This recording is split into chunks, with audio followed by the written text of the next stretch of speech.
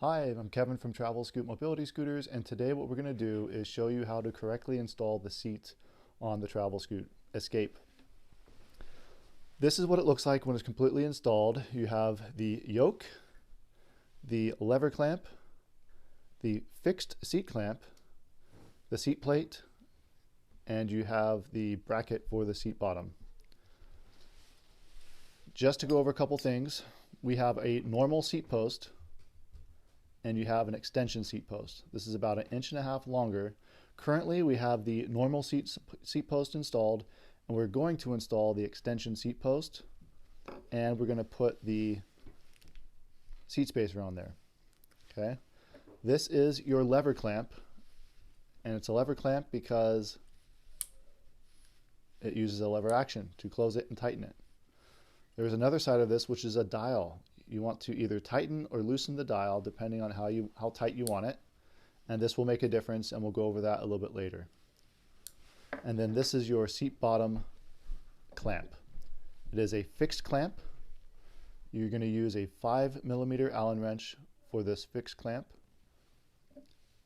There's no Allen wrench for here, and so that's all we're going to need is the 5mm Allen wrench, which we can grab from our toolkit, which was included with the scooter.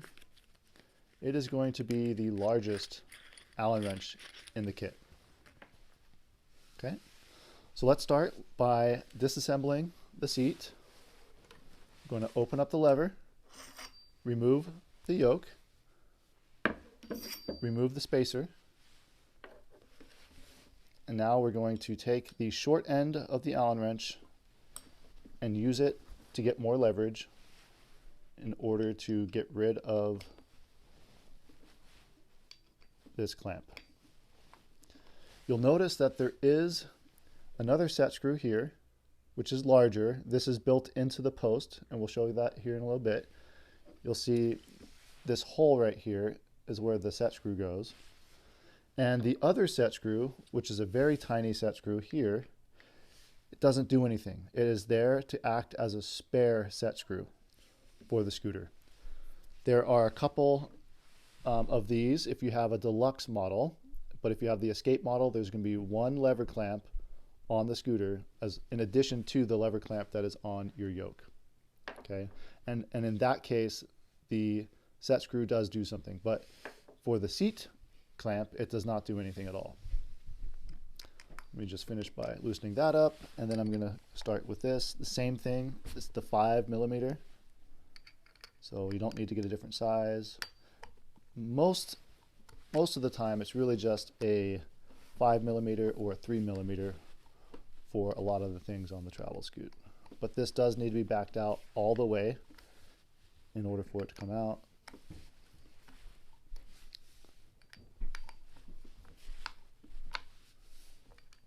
And we'll go ahead at this point and speed up the video. Once you get it backed out and you don't need the leverage as much, you can use the long end, and this will get that out a lot faster.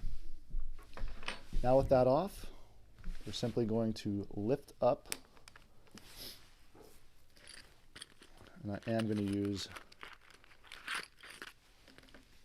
the smallest tool in the Allen wrench for this.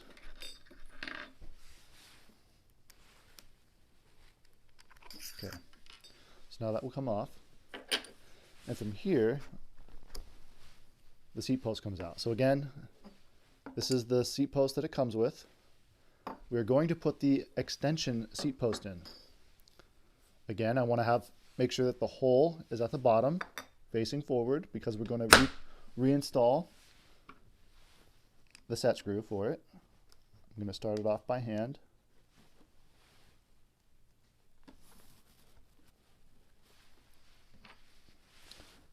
And then I will start with the short end because it's faster.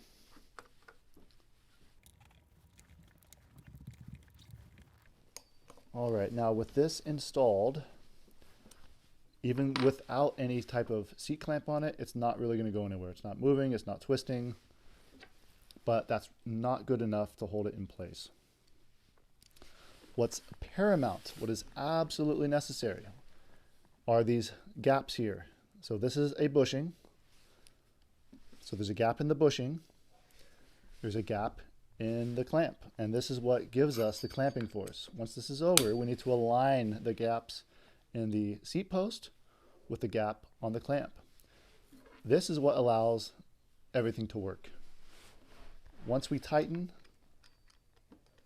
the seat post from here, so I can see, that's what gives us the clamping force. If, for instance, the seat clamp was off to the side, it wouldn't do anything because it's the bushing that clamps on the seat post. Okay. Also, make sure that this cutout here is aligned. If you really get this loosened up, this can go sideways and it's not going to function as it should. So make sure that it looks like my version.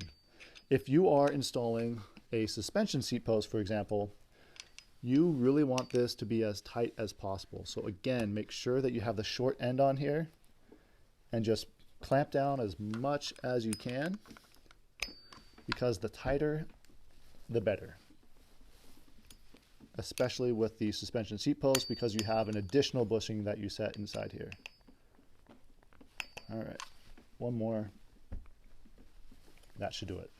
So we're good there. We're going to add the seat spacer, okay? And with this one, you could have a second one if you wanted to. When you buy these extension seat posts, you get an additional seat spacer. But that is how it should look. And then what we're going to do is we're going to put the yoke on. And again, what we want to look for, we have this gap here, okay? This is the gap that tightens the yoke onto the post. If your clamp does not align with this gap, so if these gaps do not align, if, for example, let me back out the set screw here, okay? So if this was, for example, like that, it's not going to do anything because this isn't clamping shut. This is the clamping power. If the clamp is off to the side, it's not going to do anything. So if it is, align it just like that. Now you're going to tighten your set screw on the front. Not too tight. If you tighten the set screw too tight, then it's going to reduce the clamping power. So you can see there's a gap that's forming here because it's too tight. That will not give you the power that you need to actually make that as efficient as possible. So make sure that it's just barely touching. And now I'm going to tighten the dial here. Sorry. And again, you want this cutout to match. We're lined up, and now I can tighten the yoke. Okay, it's not moving, it's very tight. You absolutely have to make sure that the seat post is sticking out of your yoke. What you don't want to do is you don't want to lift it up to where you can't see the seat post and tighten it. That is dangerous. You have to make sure that your seat post sticks out of this yoke. Okay, so you have to see it. If you don't see it, then it's not the way it should be. Okay, and you're going to void your warranty, and you're going to get hurt because the seat post can shear off inside of the yoke. So that is the number one thing. Make sure that your post is sticking out from the yoke, from the bottom. This is the bottom.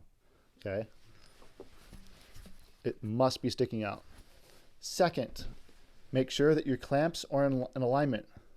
Okay, make sure that these are in alignment. If you have a gap, make sure that the clamp lines up with the gap. And that is really all.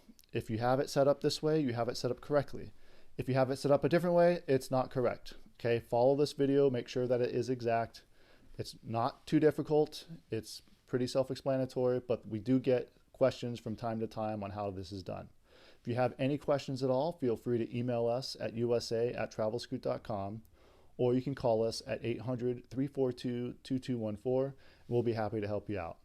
Our website is TravelScootUSA.com.